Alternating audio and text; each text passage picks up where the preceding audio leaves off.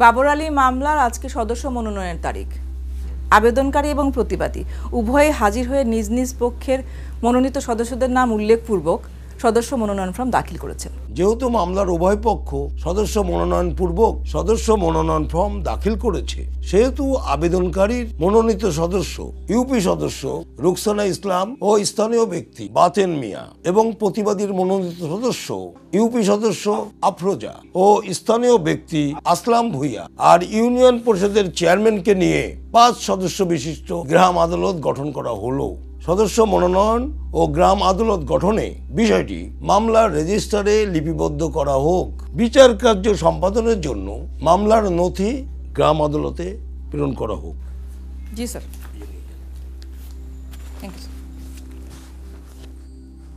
আবেদনকারী ও প্রতিবাদী উভয় পক্ষের মনোনয়ন পাওয়ার পর ইউনিয়ন পরিষদের চেয়ারম্যান গ্রাম আদালত গঠন করে আদেশনামায় আদেশ লিখবে ও স্বাক্ষর দেবে এবং মামলার নথি গ্রাম আদালতে প্রেরণের আদেশ দেবেন।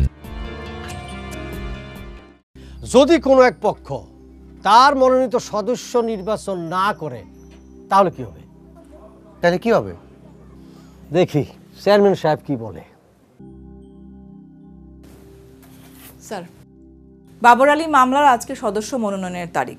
আবেদনকারী অর্থাৎ বাবর আলী নিজে উপস্থিত থেকে তার পক্ষের মনোনীত সদস্যদের নাম উল্লেখপূর্বক সদস্য মনোনয়ন ফর্ম দাখিল করেছেন, কিন্তু প্রতিবাদী অর্থাৎ মনা কোনো কারণ ছাড়াই অনুপস্থিত এবং তার পক্ষ থেকে এখন পর্যন্ত কোনো সদস্য মনোনয়ন ফর্ম দাখিল করা হয়নি।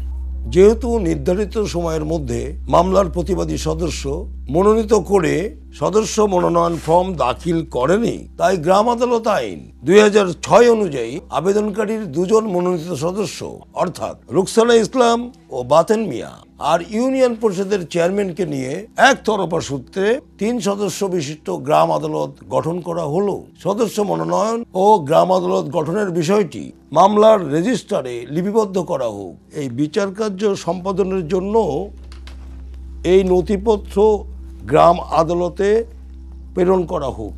ঠিক আছে?